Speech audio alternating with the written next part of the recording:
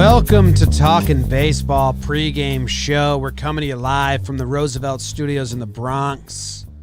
My name is Jimmy. Sitting next to me is young Jake in California. I think is Trev. Jake's even further. Yeah, I got it. Zach, producer Zach behind the dish. That way. That's the whole gang. You can talk some baseball while trades are happening. Minor, Jake just got traded. Yeah, I was gonna kick it to Trev to break the news. We're having a big deadline. I will be honest. My feathers are out a little bit. I was hoping for a big deadline this year. I've been on it because I thought more teams will be in it than usual. Clevenger, Mike Minor today, and we still got 4 hours to go. The signs were all in on Lance Lynn to be leaving. And I'm wondering what other names sneak up on us. I feel like I stumbled into one the other day. There was a veteran pitcher on a bad team, and it was just like, oh, nobody's talking about him. So yeah, I'm loving the deadline. And as a biased way as possible, Jom and I are rooting for some pitching to go to the Yankees. I see you, Archie Bradley and Robbie Ray. So we'll see what happens. Trevor, Patrick, Plouffe, Nasty, how you doing? I'm doing great. I'm just curious about this need or want for Robbie Ray. I've heard you talk so much shit. No, there's not much need or want for him. It's just I'd rather Lance Lynn. Yes. But they're in talks for Bradley and Marte. So the thinking is they may just be asking for all three. They flirted with Robbie Ray for years. He's had a horrible year. His price tag couldn't be lower. And he's got a relationship with Mike Harkey, the Yankees bullpen coach. So you fix Robbie Ray, you get a couple spare innings. And more importantly, to be honest with you, Trevor, I'm worried about the Yankees bullpen. So if they could get Archie Bradley, I almost have that as more impactful than a starting pitcher right now. So that's where I'm at. They need a bullpen arm. Yeah. Welcome to Talkin' Yanks. Welcome to Talkin' Yanks. What's good on the left coast, baby? I got some Your some Padres. tidbits. The Padres are doing it. They got Clev and Greg Allen for like 17 players they gave away. Yeah. They came ahead of schedule, I guess you could say. People thought next year was probably the year for them, but then Tatis shows up and he's the best player in the world. They're like, hey, might as well go for it now. But I got some other tidbits we'll talk about. I've been kind of asking around, seeing what's going on. Trev, we'll see. I know we've kind of talked with you a little bit. If there's some crazy trades, I don't know. Maybe we'll hop on and do a little deadline thing. Otherwise, save it for tomorrow. I don't know. Do whatever we want, baby. Okay. I'm ready. We're on call. Always on call here Always. at Talkin' Baseball. Always on time. Baby, be yours. Jake, what's going on the East Coast? Baby, be mine. On the East Coast, Jim, I'll start off. Keep that bias rolling today, because why not? One of the games to watch for, and Jim might even tell you about it, the Rays and the Yankees, Garrett Cole and Tyler Glasnow lock up again. Third time this early season, Jim. Pretty nuts.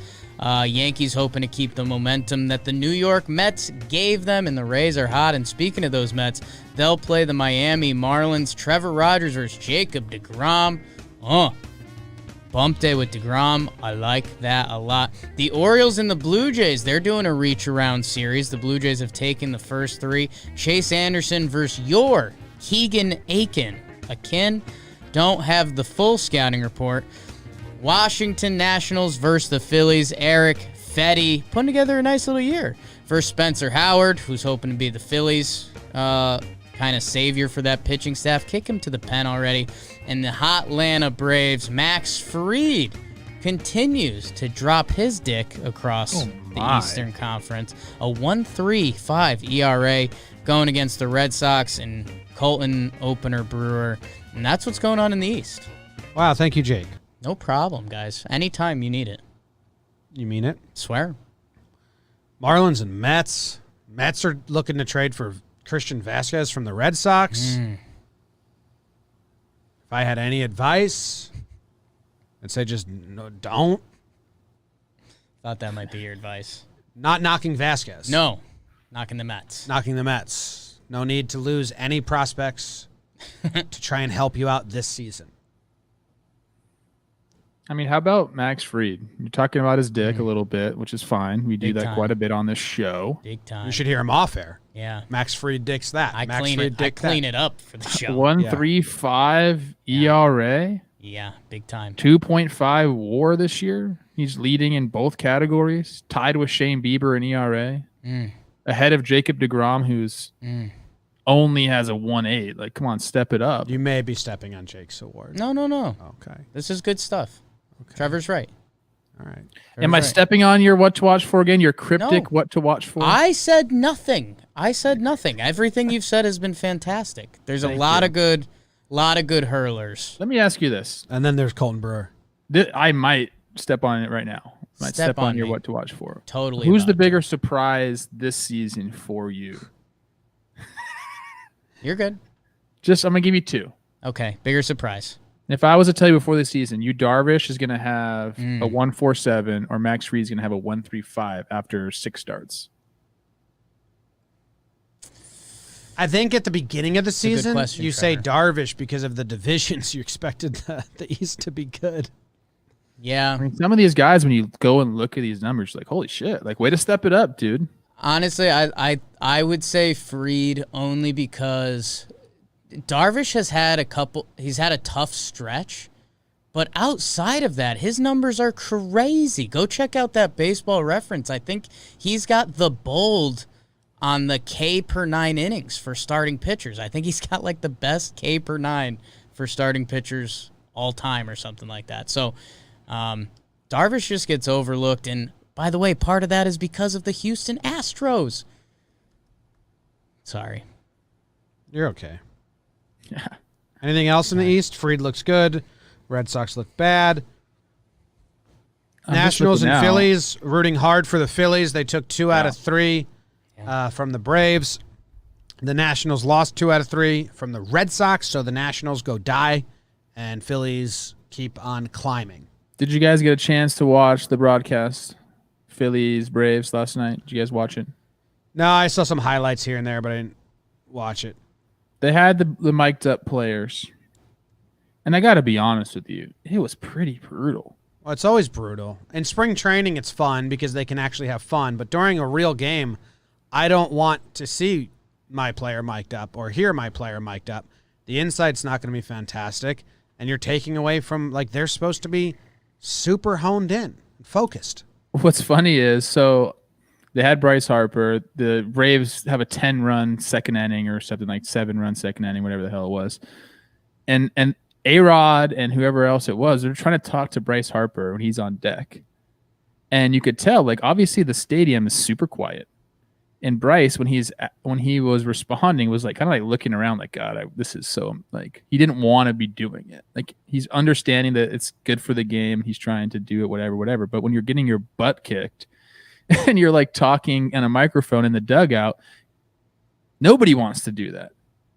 So it was interesting to see. And then as they started to creep up a little more, they came back and almost, made it a game. Was he talking with A-Rod? Yes, and it was brutal. A-Rod was trying to talk about his hair and stuff. It's like, come on, man. Like, I get you're trying to like make it fun, but that wasn't fun. Like, no one wants to talk with bit. No one wants to talk with A-Rod. And you could tell that Harper was a little bit like he was interacting with, was it Veskurgin? Probably interacting with Veskurgin more than with A-Rod. I think the semi-viral tweet last night was Harper said something like, how Freddie Freeman might be the most underrated guy in the game and how good he is and talking about baseball.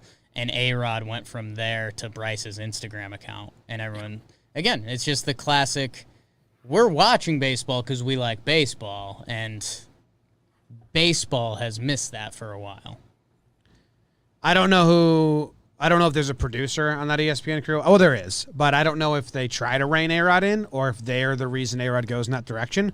When he joins the Yes Network to talk with like Coney and Paulie and they talk about his hitting thoughts, it's interesting. Yeah.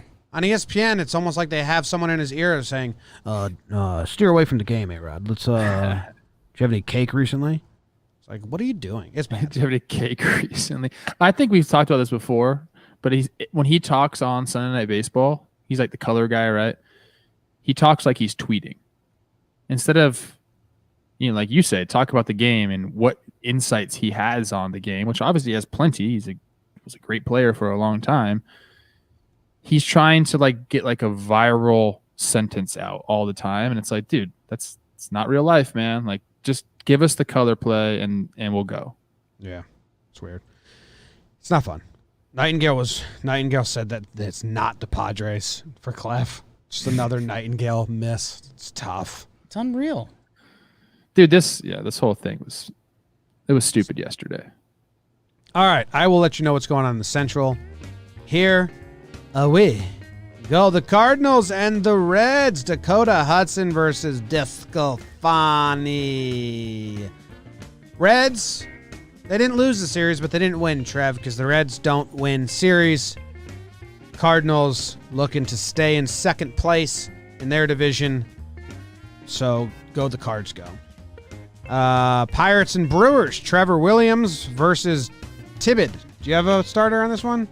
I think I'm a Tibbet too. Wow. Tibbet all across the board from the Brewers. Trevor Williams was having a good year. Did he get roughed up recently? The ERA jumped up crazily.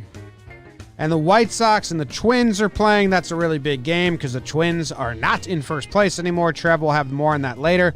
Lucas Giolito on the hill going up against Dick Mountain saying, oh, I have a no-hitter, Dick. A lot of Dick talk. We got to cut that out. Indians and Royals. Shane Bieber versus Keller. Two dudes having very good years. One kind of a surprise. One not a surprise. Really good. Bieber versus Keller. They've faced off before, I believe, and I was my what to watch for. No, that was that was Keller versus Flaherty. That's all. I think there's only 4 games. That's everything you got in the Central. So boom. Bang. Bang, bang. Interesting to see what the Indians come out with, just making this trade, which is very weird vibes for them. But they do have Bieber on the mound, so that's nice. I think this is one of those trades that like is gonna unify the team. From all accounts, after the Clevenger-Plesac ordeal, there were some weird feelings surrounding that clubhouse about Clev. So, you don't want to give up your second best starter when you're in first place. But I think this is more of like, we got Tristan McKenzie. We have Savale doing well. We have Plutko. Plus we have Plesac, who we should see now that it's September. They're putting faith into these guys. And when you do that, like they didn't trade for somebody else to come take Clevenger's spot. They said, guys that we have in the clubhouse, it's your time now. And I think when you do that, you get a different reaction. I hear you on the pitching staff, and I do think the players in the clubhouse the pitchers may be like, we're here, like that's awesome. They didn't get a big return. They didn't get like a plus major leaguer nor a plus minor leaguer.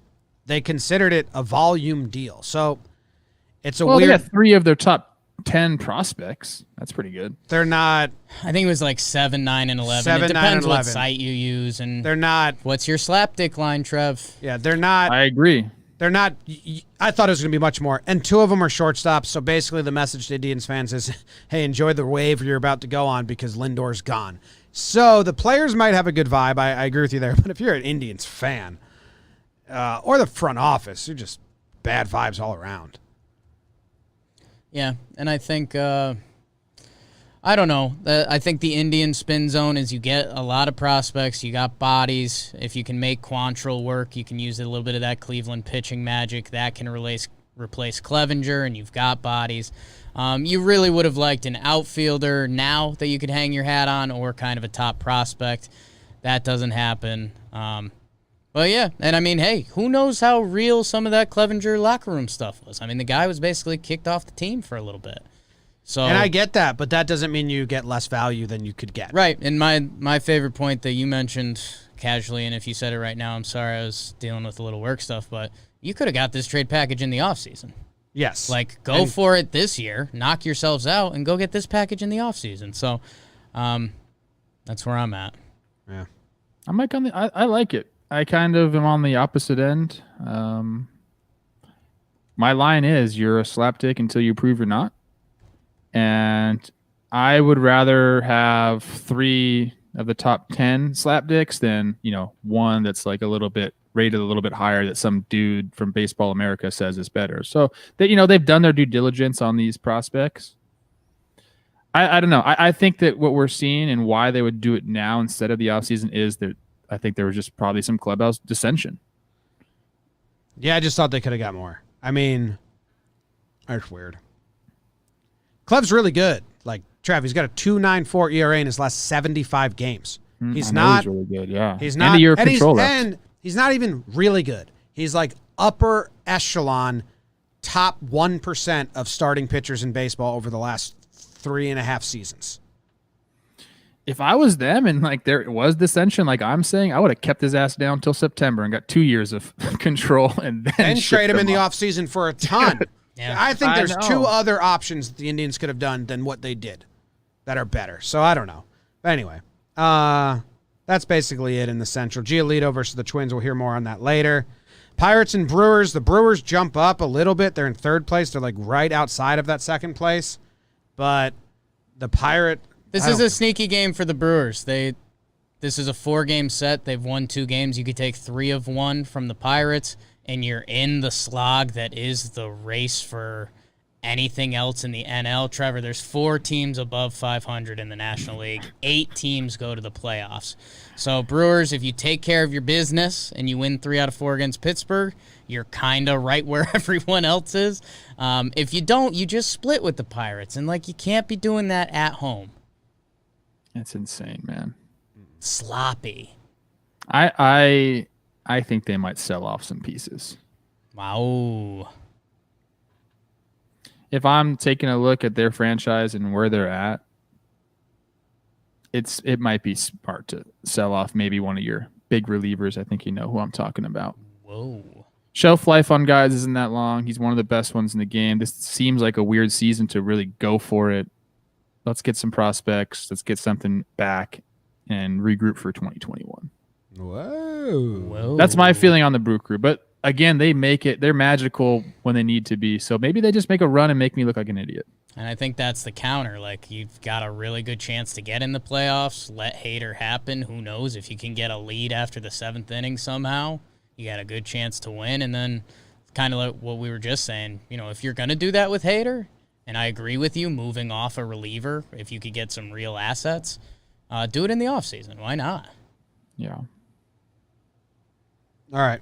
West Coast Trev? West Coast. Yeah, I just read an interesting tweet from Jared Diamond. Ooh. None of the Padres players were signed or drafted by the Padres. Grisham, Tatis, Machado, Hosmer, Moreland, Myers, Cronworth, Profar, Castro, Nola. How about that? That's crazy. Different way to do all it. trades and free agents. Preller, man, he's crazy down there. Crazy. People, it's funny to see they talk crap about him for a long time. Now because they're winning, it's like, oh, now he's great and all this stuff. People are flip flop all the time. All right, Trev, what's going on in the West Coast? Let us know. It's going to be a long one, guys. A lot of games going on. Oh, wait, no. There's 2 games going on in the West Coast. We have the Mariners down in Anaheim. Marco Gonzalez versus Jaime Barria. And then the last game, the only other game in the West, my Padres versus Jake's Rocks. Garrett Richards versus Herman Marquez. That's how you say it, by the way. It's not Herman. It's Herman. Hairman. Marquez. Oh, that's all? That's it. Okay, 2 games. Well, there's, not a lot of teams above 500 in the West. This is a team that is 500 versus a team that is above 500. So one of the better matchups you're going to get in the Western Conference Region League. Man, so this is a reach around series for the Padres Rocks 2. You're either losing 3 out of 4, you're splitting. In course, Rocks. How naturally you're saying reach around is pretty funny. Yeah. A lot of dick jokes today. Could be a lot more natural if you let it happen. Michael Givens, the Rockies get their big trade piece. Padres get Clev, column A, column B. Yeah. If you're the Rockies players, I mean, last year the Rockies The players audibly said, you didn't do anything to help us at the deadline. Their management didn't want to play this season. Then they go into the offseason, and the Rockies did nothing to advance the team. Then we go into the like Jake just said, the contract disputes, and the Rockies were leading the charge of let's not even have a season. And now they don't do shit. They get you Givens, which is a nice move. Givens is a good piece. But comparatively, like if you're a Rockies player, you got to be like, what the fuck? You guys don't care about us at all? It's tough. Michael Givens, you got your help. Hey, if you're the Rockies, you're at 500, get the win, split with San Diego, you're above 500, and you're still doing generally well in the NL slog. Yeah. All right, Jake, you had a big overarching what to watch for today. Let us know what it is. So, Trevor touched on it a little bit, and it actually leads me in perfectly. So thank you, You're Trevor. welcome. Jim, you also noted this as we were doing the pre-show. There are a lot of big names on the bump. The trade deadline is today, one of the big markers of the season, little past the halfway point. And know what comes next? Award season a little bit. And there's two guys that jumped off the map to me originally in the NL. Jacob deGrom chasing down that third straight Cy Young would be very impressive. You know, that's the last time that's been done since, I don't know, Google it, find out the fact. But Max Fried is kind of the guy that jumped out to me, Trev, and you noted it. 1.35 ERA. You like to say about him, you know, he's a young, tall lefty. He's got all the talent in the world. He's got the pitch mix. All he needed is a little bit of that, like, jerk or a little bit of that blind confidence that a lot of these athletes have. And you know what could help his career have that blind confidence? A little Cy Young on the mantle. You look at that and say, I was the best pitcher in the National League, and you start taking that into everything you do, you know, that changes Max Fried's career trajectory. So I was looking at that. Shane Bieber is also on the mound. He's looking like he's in the lead for the AL Cy Young. And I mean, that ignores guys like Giolito and Garrett Cole, who are still having a really good season. So I'm a lot of talent on the bump today. And hey, you know, if we're about to check off the trade deadline, award season's coming. It's going to be a weird one. I mean, Max Fried probably has what, 5 starts after today? So, I mean, you put another good one in the book against, who are they playing? They're playing the Red Sox. You can put up a pretty special day against that team, and your season goes on, you know? Cy Fried, whoo. Ooh, Cy Fried. I love it. I mean, yeah, so with Max, and for anybody that doesn't know, like I've known Max for a long time now, Giolito and Flaherty, and I think what you're talking about, yeah, Max was probably the least confident out of that group, but on par talent-wise with Giolito and Flaherty. So he just needed a spark. So I think, you know, you're working out with these guys. You see your best friend, a guy that you played with forever, rebound from like a 5-something ERA to win the Cy Young the very next year. And you look at him and you're like, if he can do it, I surely can do it. And I think that's kind of what needed to happen. You know, Flaherty's been doing it all along. So like they were looking to him, and now Fried gets the hot start. And I think, yeah, he's got that confidence now. He knows that he's one of the best pitchers in the league, and he has the ability to be that for a long time. I think it's cool. And it's cool when you see the guys that you know are good just need to have that streak to get it going. And that's definitely what we've seen with Max. Good pitchers. Good pitchers. So they can all thank Jack for being the leader of the group. And Jack's the youngest. I think Jack's had the most confidence by far from the start. He always was that way. And Lucas and Max kind of needed some success at the big league level to get that. But they have that now. And, dude, that's what you guys get that, and then they take off.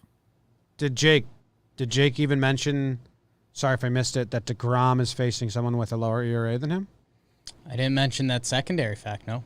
For the first time in the history of his life? Ever.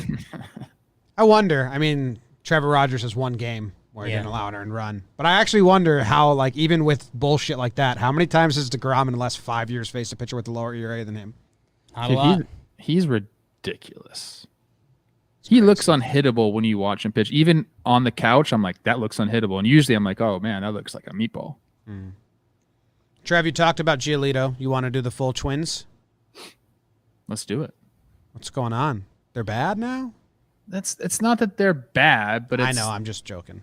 The Twinkies. My what to watch for is the "Oh no, we suck" series.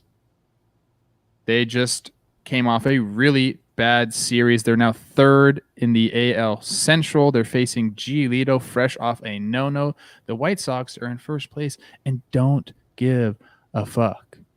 And you're like, okay, the White Sox, like, are they just hot or are they really good?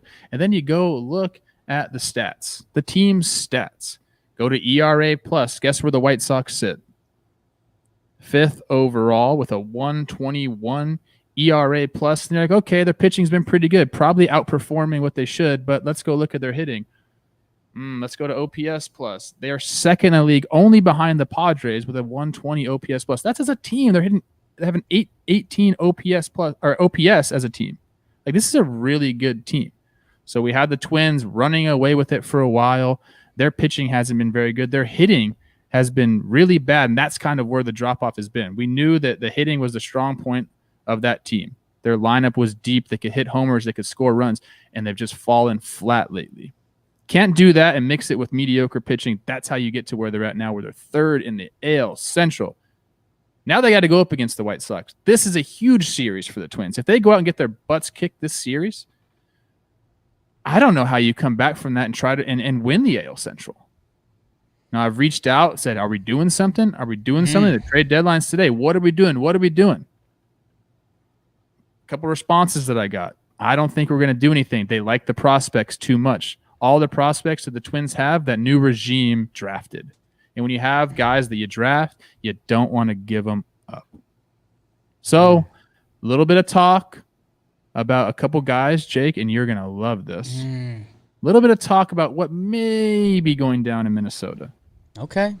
A little twofer package. Yes. From those Los Angeles Angels of Anaheim. Yes. Or the Orange County Angels, as I call them. A little Dylan Bundy, Andrelton Simmons package to Minnesota. Yeah. And I think that's a huge spark for them. Is it enough? Simmons and who? Bundy and Simmons? Do they need help up the middle? Blanco and Arias ain't doing it? They've both been struggling lately. I mean, along with the team. So this, like I said, this is such a huge series for them. And the team that we were touting, I've been touting, best team in the American League, they're not right now. And you just got to call a spade a spade. They've been playing bad baseball. They're really not exceptional in any facet of the game right now. Couple good relievers and Nelson Cruz. Yeah. But Nelson Cruz, though. This is the biggest series of the year for them, without a doubt.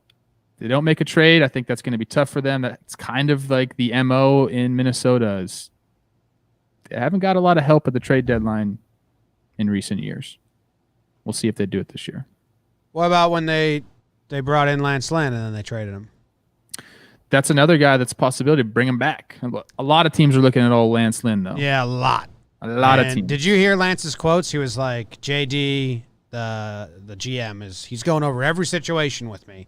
It's like, that dude's being traded. Yes. For Lance to say that. So. Yeah. Texas Rangers in a tailspin. What are they doing with that organization? Yeah, I don't know, man. They should have traded last year, but they wanted to keep him for the stadium. And new stadium. Looks good. They're going to host the World Series. Yeah. I'm doing what to watch for. Yankees Rays. It is a big game, though. Yankees still don't look fantastic, but they won the last 3 games they played. The Mets kind of lost them more than the Yankees won them. But it's Cole versus Glass now for the 3rd time this season. And you think, how crazy is that? But it's not, because both teams are lining up their pitching. So Cole and Glass now pitch the first game of the series every time. So it's more man-made than just like an odd occurrence. So the first time it was a 7-inning set. Both pitched pretty poorly. The last game, it was a true 9-inning game. Cole went 5 2/3 and allowed 2 earned runs, 2 solo shots. Glasnow absolutely shoved. Glasnow has looked great since that game. I mean, and it's only been one game, but he went and he shut down the Orioles, who have bats against lefties especially. Glasnow's lefty, yeah. Yeah. Glasnow's a lefty? No. Who am I thinking of? Yarbrough? Snell? Snell. That's what I was thinking of, Snell. Sorry. Cole's coming off his worst outing in a long time to the Braves. 5 innings pitched, 5 earned runs, just bomb home runs. So I think you're going to get an angry Snell. You're going to get maybe a cool, calm, collected Glasnow because he's been doing the damn thing. So it's an interesting matchup. It's a huge matchup. It's a huge matchup. The Yankees lineup is still going to be sub level. Like, Tyro and Wade are still going to be in there. Got half a lineup. And him against Glasnow, not sure that's good. The bigger what to watch for is Hicks and Gary. They finally had one positive swing each. Does that actually, they were against subpar Mets relievers. So I don't know if that translates to, now they're going to take that into Glasnow and be hot. I expect a good pitcher's duel because I expect Cole to come out and be excited. But Rays have been rolling. Yanks have been doing the opposite. And they lined up their guys for this series, so it's going to be a fun matchup. I can't wait. It's some good baseball today on a Monday. It is good baseball on a Monday. And I forget if it was AL or every team, but Garrett Cole has yet to beat the Rays. It's either the only AL team or the only MLB team he's yet to beat. And Jim, just trying to put a little more fuel on the fire in Yankees world, that bullpen from the Yanks has been getting worked. And something I was very excited about Garrett Cole this season is resetting the bullpen. Mm-hmm. If you could get those 8 innings, pass it to Chappie, and rest everyone else, I mean, that is huge in this short season. I think the Yanks have one off day the rest of the way. So any length you can get from a starting pitcher, I mean, really helps. Who are the Yanks? Any rumors for the Yanks right now? Lance Lynn. The starters? Lance Lynn. I mean, the Arizona relievers, Brewers relievers, stuff like that. Okay. The deadline's coming up. 3 hours away. Are they doing a waivers period this year? Like after I don't the deadline? think so. I think they tried to get rid of that. Didn't they get rid of it last year? And we thought it was going to change the deadline? Maybe. There's no August waivers trade deadline anymore? I thought they got rid of it last year. I think they might have. Yeah, I'm assuming they're running with what they did last year, where they didn't have a waiver period. Yeah. So that's just what I've been running under, like in my brain. Okay. Yeah, I think that, yeah. All right, let's move on. Homer Draft. It's the Homer Draft. Is this the longest episode we've ever done? Ever. This feels like it's basically tidbits. Feel like we should just put this. It's an exciting time of year. We should have someone chop this up and just put it on the main welcome. episode. Yeah. All right. Homer Draft. Zach, can you update us on what happened? I have no idea. How there's a lot of home runs. All I know is Jake kept texting me home runs, so I didn't even check my scores or his scores because it seemed like bad news for me. Yeah, my original calculations of this were incorrect. Trevor was right because I didn't include the ones that carried over from August 27th. I was only looking at August 28th. Yes. But we carried everyone over because the games were postponed on that day. So everyone had 4 picks. Yes. On August 28th. And so the new numbers include a home run from Cruz for Jake, a home run from Soto for Trevor, and a home run from Braun and Soler for Trevor. And I think Cruz then also carried over onto August 28th for Jake. Yes. So Trevor with +3, Jake with +2, Jimmy with 0. +0. +0. Yeah. Wow, that's rude. Well, they're calling you last place Jim now. But everyone's calling you. Yeah. LPJ. That's kind of cool. Last place could be a benefit come tomorrow. We don't know. Yeah, we don't know the rules. New rules coming tomorrow. I'll go really quick. That might be one of those Mario Kart things. Like you want to be in last you get in the last last lap, so you get the good stuff. Okay. I was thinking that, like, if you're down 3, I was going to send Zach all my crazy rule ideas, but I didn't want him to let him do it. It was like, if you're down 3, you can steal first place pick as soon as he says it. Like, I'm taking him. I had a lot of crazy rules. I had some crazy ones go through the head this weekend. I have some weird stuff. Okay. Yeah. I'm excited. All right. I'm taking Choi. He crushes Garrett Cole. Wow. Like, I think he was 6 for 8 against him with 3 homers, and he popped a homer off him last time. Unbiased, Jim. I love it. I mean, I like G-Man Choi's probably a favorite non-Yankee player. Hard to not love G-Man Choi. And then I'm taking Kingery, which is a known bad pick, but he's got good numbers off of Fetty, and he just hit his first homer of the year 2 days ago, so we'll probably just excited to hit another one. T levels up now. Yeah. High T. Right. Probably, you want to end the month and take the big names you forgot to take all month. I didn't do that. That's bad picks out of me. Jake, who are you going with? I love the strategy by you. Yeah, Nelson Cruz got big for me. He got big for me while the Twins were getting swept. My guy went back-to-back in 2 7-inning games. That was huge.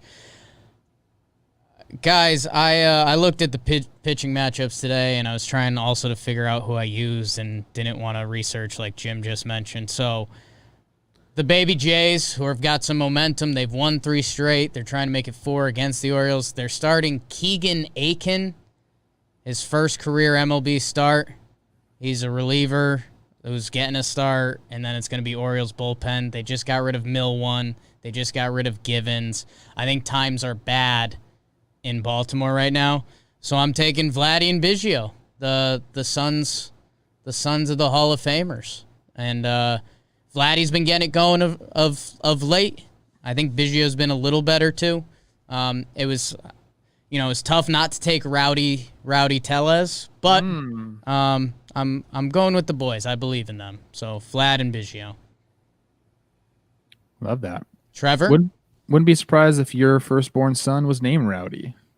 Yeah. Rowdy Storiale. My kids. Well, dog names. His firstborn son is going to be named Rex. I would have liked to spend more time with them, but Rowdy's going to be a tough customer. Yeah. All right. They're calling me. That's a joke because Jake's going to die before his kids come of age. Yeah. I could see that. There's a chance. Could see that. I don't feel good right now. What's that mean? They call me first place, Trev, which is cool. Yeah. We're tied for first. Well, yeah. Am I in first place or am I in first place? Yeah. Tied for first place, Trev, is what they've been. Anyways, we got Matt Carpenter, and I have to explain this pick a little bit because he has been riding the struggle bus as of late. But when you look at his numbers against DeScalfini, 448, 4 homers, and 29 ABs. This is a get-right game for Matt Carpenter. I'm picking him to get things going for the Cards, number 1. Number 2, I wanted Freddie Freeman because they're facing Boston. But I'd already picked Freddie Freeman, so instead I pivoted to young, thick Austin Riley. Love that. Because it's Boston. In 2020, they're going up against Colton Brewer, who's an opener. It's a bullpen day for Boston. And if you look at Young Thick's numbers over the last week, he's hitting 400, 423 OBP, 840 slugging, 3 homers. He's going off. And I just see it continuing. There's no way to stop it. Like, Boston doesn't have a stopper. So go Young Thick. I expect a homer from both these guys today. Wow, that's great. Love that. I love your confidence. Kind of why I picked him. Yeah. Smart. Well, no, I picked my opposite for me is why I picked my guys. So, there's a lot of different methods here. Moving on to Jimmy's dumb prop bet of the day. Jimmy's dumb prop bet of the day. You're going to have to explain this one to me because... What do you mean? Well, you won last time. The Kyles won. I didn't pick the Kyles. Jake did? Oh, Jake's on the right. Jake, Kyles won. But my guys didn't challenge play. Flag. Did we go? Did we roll over or did not do that? It's just if we rolled, what did the Pauls do the next day? Did they do double headers? Because then it gets all confusing. Yeah, I counted the Pauls like in my calculation for it, like as in the next day. Oh, when and they still went. lost? They still would have lost, but I don't know if Then we're that's counting fine. that. Then Yeah. that Jake wins, Trev and I lose. Yeah, fine with me. Well, what do you want? I We don't counted the fucking next know. day, Trev. No, he didn't. He said he counted yours. Did you count Matt's as well? I counted the Mats and the Pauls. Why would he count the Pauls but not the Mats? I don't know. All right. So, Jake, congrats on the win. Fuck Jake. I could not bet. avoid all the good starting pitchers on the board today. So we're doing a Kuiper, Kuiper. which everyone understands now. Mel Kiper Jr. Okay. I say Kuiper, you guys know what it means. Strikeouts plus innings pitched minus earned runs. We're going Lucas Fried, two old friends from high school, versus Garrett Bieber. Whoa. Whoa. My thinking is that Bieber is facing a lesser Kansas City offense, while Cole is facing the Rays. Right. We've And seen him a few times. Seen him a few times. And then you have Fried's facing Boston. They're like not even trying. And Giolito's facing Twins, who are some boppers. So I tried to level it out a little bit. Man. But yeah, so it's a Kuiper, Lucas Fried versus Garrett Bieber. Gosh, that's a good one, Jim. Thank you. Great Jimmy one, is Jim. good prop bet of the day. Uh-huh. Mm. I don't believe in I'll say, World Series fatigue or whatever. What do you call it? Sure. Hangover. Hangover effect. I believe in the no-hitter hangover effect. So I'm going to take Garrett Bieber. I think I need Cole to come out with a huge performance because he was bad and he needs to redeem himself. And I think Giolito has himself a little leash because he's like, well, I threw a no-hitter last week. I can have a little fun out here. Not, on purpose. Exhausting. He exhausted himself. So I'm taking Garrett Bieber. And I think Bieber wants to, the storyline here is Bieber wants to calm Indians fans down. Yeah. I got this. Do you think that's Cares what he's about losing thinking? Clev. Do you think Yeah. he's like, man, I really got to calm these Indians fans? No, but I nerves." just like thinking in back page storylines. So that's what I have. I do. I like that effect a little bit to more so the like Clev kind of thought it was his pitching staff and Bieber's like, no, dude. Yeah. Like, this is me. I'm also going Cole and Bieber because I'm always probably going to take them. I'm happy that you guys made my choice for me. These are my fucking boys. I helped Guys. mold these kids.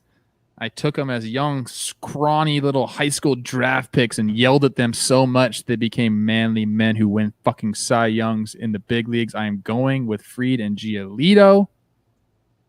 I don't even care. I statistically, I probably should go with Bieber and Cole, but I'm not. Those guys are good. Fried's probably winning this. Like, I'm going Fried and Giolito just because they're it's my not guys. a bad pick, Trev. Those guys are Well, no, very, they're very elite. good. They're very good. Elite. All right. I see Bieber fucking striking out 15 guys today. That ends the pregame show. And this was Talkin' Baseball from the Roosevelt Studios. We'll be back. I mean, I'm sure there's going to be some trades made in the next 2 hours and 45 minutes. Did you just see something? Just excited. Oh, I'm just excited. See you guys. Thanks for hanging out with us. Appreciate you.